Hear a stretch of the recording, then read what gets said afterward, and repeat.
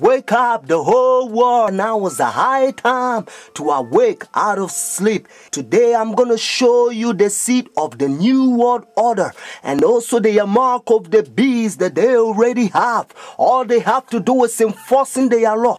The whole thing is tied with religion. That's why Revelation chapter 13 verse 17, the Bible says no one can buy or sell. Notice. It's a great honor for me. Thank you so much. Friends, I'm going to give you a little history and then I will tell you the power behind the scene, the new world order. Constantine was the one who united the church and stayed together. Notice, during dark ages, pagan Rome, when he marched them to Tiber River, they said they was baptized. So when they came to the church, there was idol statue worshippers. So when they brought their statues in Roman Catholic Church, they start naming them Christian name, Jupiter and all this thing. They call them Peter and Rosary and all this paganism that they brought to Roman Catholic Church. And some of the Christians they don't like, so they protest against. That's why they call them Protestants or Protestant. So they set up their Jesuit order during 1500. The reason they set their Jesuit order is to destroy the Christians that they protest against their paganism. They also infiltrate the state to control the whole world. The Jesuits, they created Masons, and now they got Skull and Bones, Illuminatis, all them secret societies, friends. And what else? Obama and all them powers, they all belongs to secret societies. I love everybody. I don't have a choice if I want to go to heaven, but I got to tell you the truth because the whole thing is tied with Bible. The church and state is going to unite in the last days and they will bring the mark of the beast that the Bible says. So notice, You came from circumference Heiligendamm. I did, your old country. Yes. And it was successful. Successful, we have some decisions.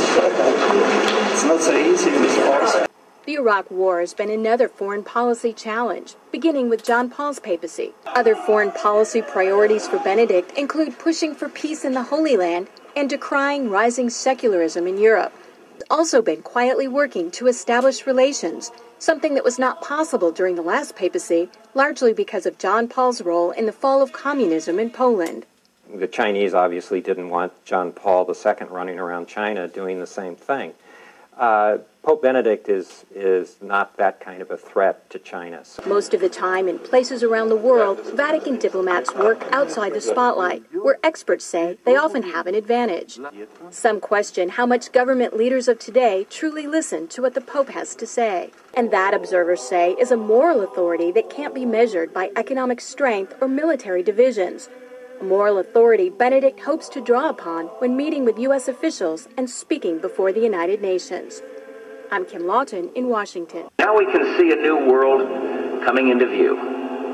A world in which there is a very real prospect of a new world order. Pope Benedict XVI is calling for a new world financial order. A document entitled Charity and Truth was released just hours before the G8 summit. Friends, the Jesuit order, they also infiltrate every religion, especially Sunday churches. That's why Revelation chapter 17 called this power whore. Notice, the mother of harlot. Jesus Christ is the one who died for the whole world and he's drawn everybody to himself. But this power, they don't want you to go to Jesus Christ. They want you to go to them and confess your sin to them. So notice what Revelation chapter 18 says. And they also infiltrate the kings, presidents. So notice, and he cried mightily with a strong voice, saying, Babylon the great is fallen and is fallen, and is become the habitation of devils, and the whore of every foul spirit, and the cage of every unclean and hateful bird. For all nations have drunk of the wine of her fornications. And notice, and the kings of the earth have committed fornication with her. Friends, now I'm going to tell you their mark. Notice this power, the mark of the beast. Because notice, if the Bible says the mark of the beast, means this power has a mark. The beast is a language that God is using for this power. And they themselves, they says in their own book, the book of Catechism, the old version, notice, they says Sunday worship is their mark of authority. The new version, they don't use the word authority, but at least, thank God, they still admit it. Even the new version of Catechism, they still says they changed the Sabbath from Saturday to Sunday. Friends, the mark of the beast is not worldly speculations that sometimes you hear. Some people says, well, it's computer chip. Unfortunately, you don't find in the Bible. And some people says, it's 666. But according to Revelation 13 verse 18, actually 666 help you to find the beast. What I mean is to identify the beast. But the Bible says the mark. The reason why I repeat and I kind of stretch it because I don't want you to miss it. It's a deception.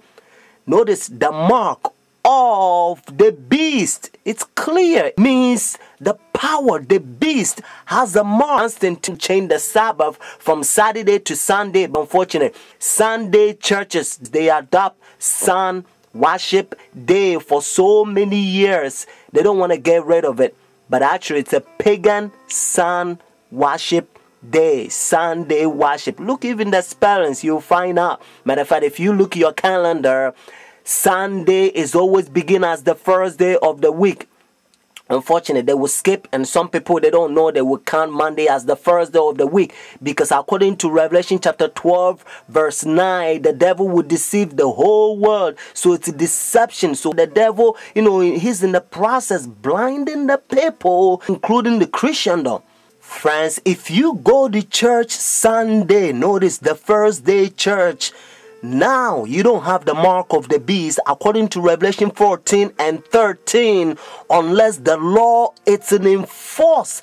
That's why now you hear different country, they try to forcing the people to now sell or do anything on Sunday because they try to enforce the law. But according to Bible, notice United States is the one who's going to cause the whole world to worship the beast. Their sun worship day means Sunday worship according to Revelation 13. So whenever United States enforce the law, then every country also going to enforce because they control the whole world. Every president on the Roman Catholic Church. When our founders declared a new order of the ages, they were acting on an ancient hope that is meant to be fulfilled. And now because they control every president in every country, they a new world order. So now they're using the president to sign up laws and all kinds of rules like gay and lesbian. And now they don't want you to talk about Bible. If you go to work, they don't want you to talk about Christ because, they say it's offended. They try to put the whole world in darkness. They don't want people to know the truth, just like what they did in dark ages. They remove Bible from people and they put people in darkness so that they can control them. That's what they're doing again. Notice what Bible says in Romans chapter 13 verse 11 to 12. And do this knowing the time that now is a high time to awake out of sleep. Now our salvation is nearer than when we first believed. The night is far spent, the day is at hand. Therefore let us cast off the work of darkness and let us put on the armor of light. The time you have spent to study Bible a year, now you have to do it a couple months. It's time to pray more and talk less. Friends, Jesus Christ is coming for the church without spot or wrinkle. Watch this. When Nazi Germany attacked Britain in 1940, Winston Churchill called on his people to defend Christian civilization. Today, there is a new kind of battle in Britain, and Christianity is again at stake. Dale Hurd reports from London. The coronation of Queen Elizabeth. Like British monarchs before her, she promised to maintain the laws of God and the true profession of the gospel. But Britain today is at war with the gospel and with itself. Christians who try to be Christians in the workplace risk being demoted or fired, and the government continues to push an aggressive gay rights agenda while threatening to criminalize Christian speech and practice. Christian politician and activist George Hargraves. Yesterday, I got a letter from the Advertising Standards Authority of a complaint saying that my billboard that says Britain is a Christian country is offensive to atheists and other religions, and it incites hatred against them. What nonsense. Britain is constituted as a Christian country. Daily prayers are said in Parliament, whether atheists like it or not. The Queen is the head of the Church of England and therefore has to acknowledge God for her sovereignty over the nation. These things are written into not just our culture and our heritage, but into our Constitution. Great Britain is officially a Christian nation, and in fact at one time was the missionary base for the entire world, even sending missionaries to the new American colonies.